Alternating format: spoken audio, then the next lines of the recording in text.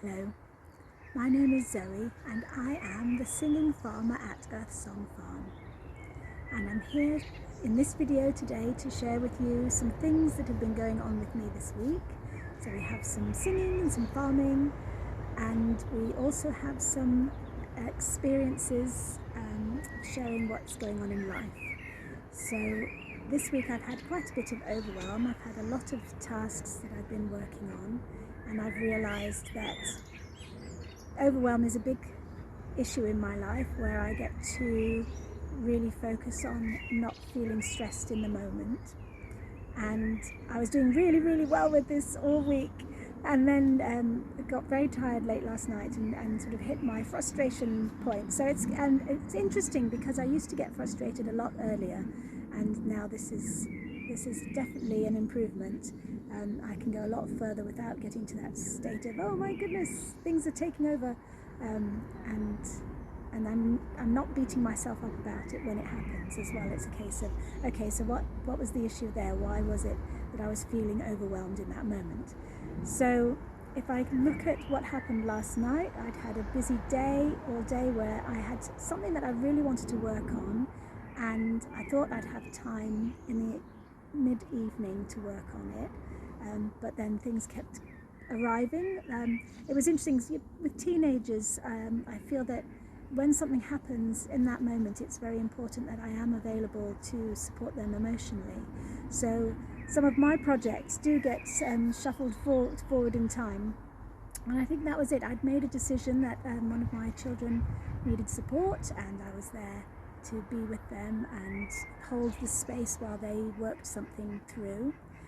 And then it takes time to do that. So that's where my overwhelm came with later, because I had actually chosen to be focused in that moment and give time to that issue, and I suppose that was probably an extra hour in my day that I hadn't anticipated, and then it shuffled everything onwards later on. So late at night when I was tired, I was like, oh my goodness, I've lost my time for today, and I did lose it a bit.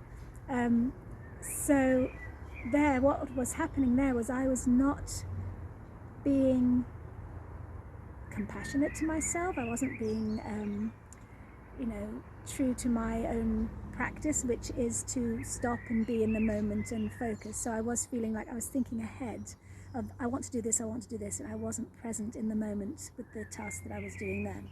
So I do believe that for overwhelm, to overcome this feeling of frustration and anxiety of not getting things done, it's really important to not worry about the future and to not be thinking about the past, but to actually be in this present moment and just stopping and saying, this is what I'm working on now.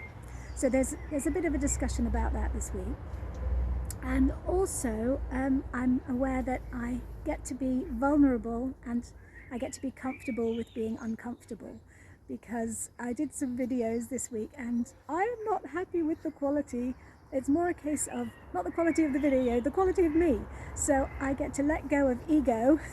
That's something else that I work on, letting go of ego and fear of judgment. I'm letting go of fear of judgment. I'm letting go of wanting to be amazing and super. This is vulnerable and embracing vulnerability. So that's my messages for this week. I'm working on a lot today, as you can see. So these are all things that we all get to work on.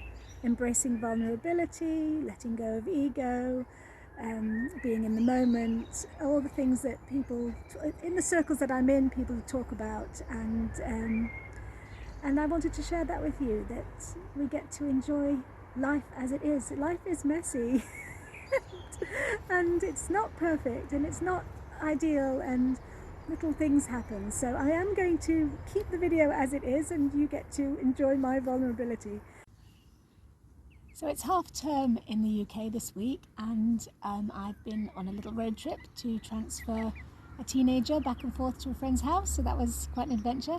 And on the way back from one of these trips, I spotted this little ark that was at the side of the road, and I've managed to pick that up, quite a good deal for that.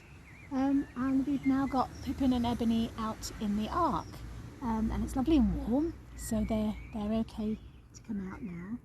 But we do have some concerns about Pippin because she's been breathing a bit sort of, it sounds a bit coarse and graty, and it's really only when you get very close to her that you can hear it.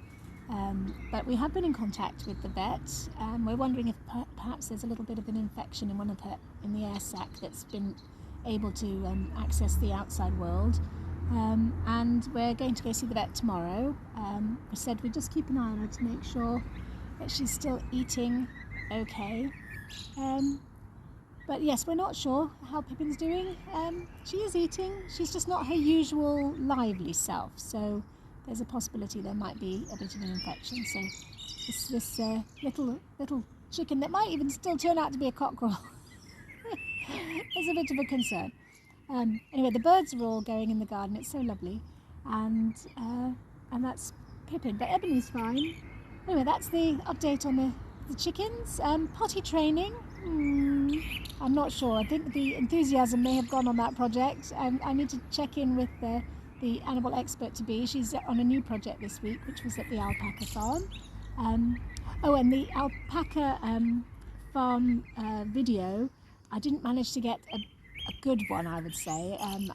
We're still very new there, and the alpacas are all at the top of the field, so I've done a bit of recording from in the distance.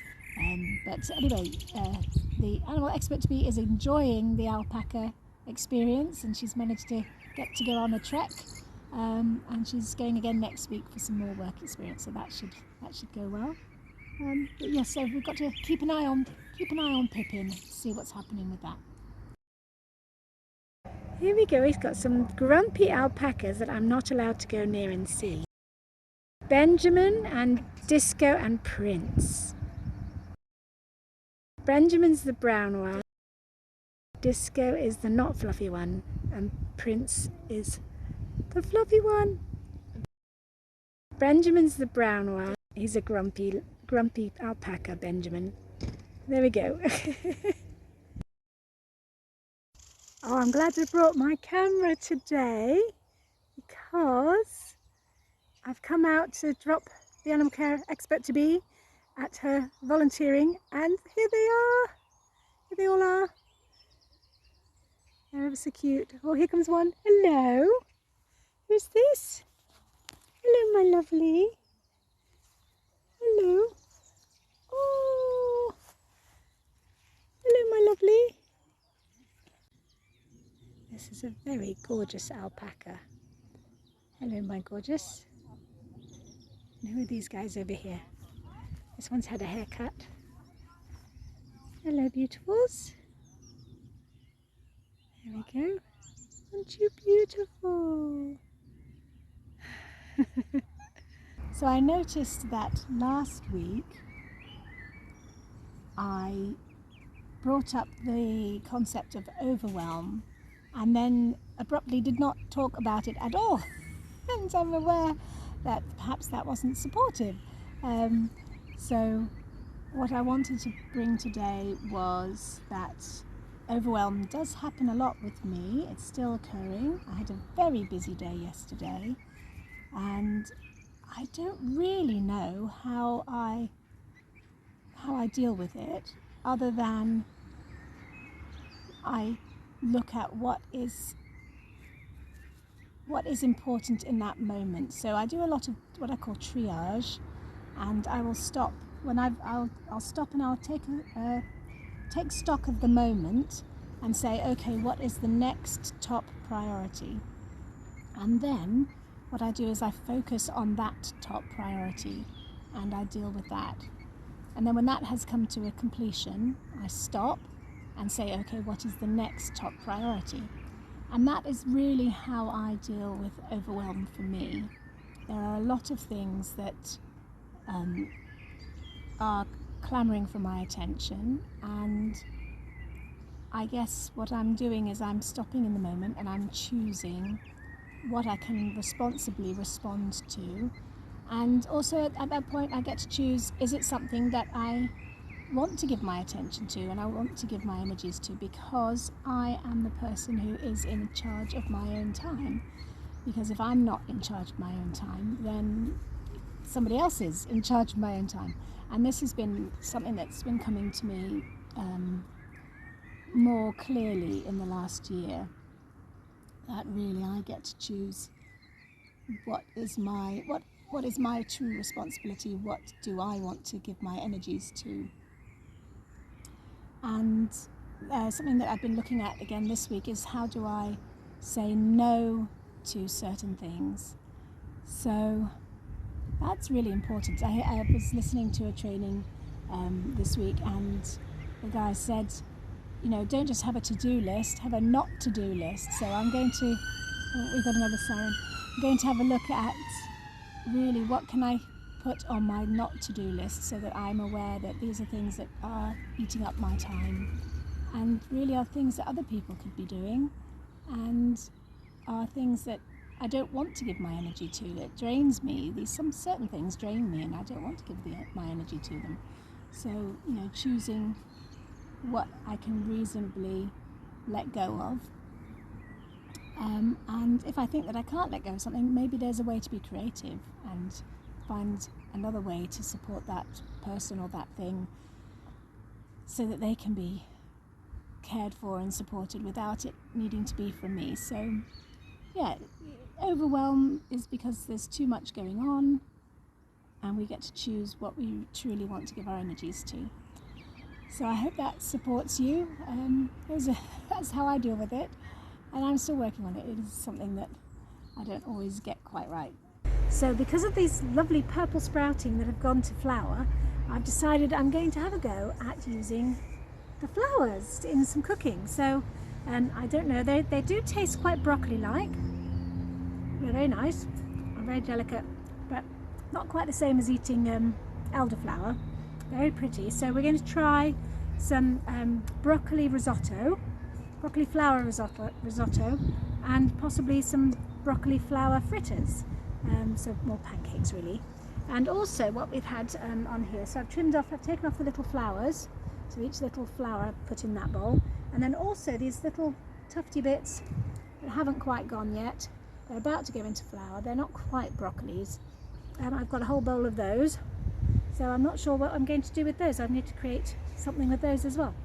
So making a good use of this last of the purple sprouting, I've pulled up 3 plants today. So this is the flowers of 3 plants and the stalky bits of 3 plants. And the chickens have had the stalky ends and they've really enjoyed picking off they love these little, the ends of the broccoli. So where it's gone, where I've not picked the flower, they've loved those little bits. They've been nibbling away at those. So we've all had a really lovely time with this purple sprouting. I know I keep mentioning purple sprouting, but I do think it's a great little plant. So anyway, those have moved on and we've made space and we finally got the garlic in. All a bit of a very late start, so I don't know what's going to happen with that. Although spring was late, end of May, June's gone off with a shot. Yeah, so I was coming up with a song. I was creating a song, I was recording it, and then, which is a good thing to do because I do forget what I was singing, and I may need to go and listen to the recording just to remind myself of the tune now I've been talking. Of all the people in the world who get to choose your time, it is you, it is you. Of all the people in the world who get to choose your time, it is you, it is you. You're the one who gets to say yes or no. You're the one who gets to stay or gets to go. Of all the people in the world who get to choose your time, it is you, it is you. There's a grumpy llama. Apparently these are grumpy llamas and I'm not a... Oh, they're alpacas, you're quite right. Serious.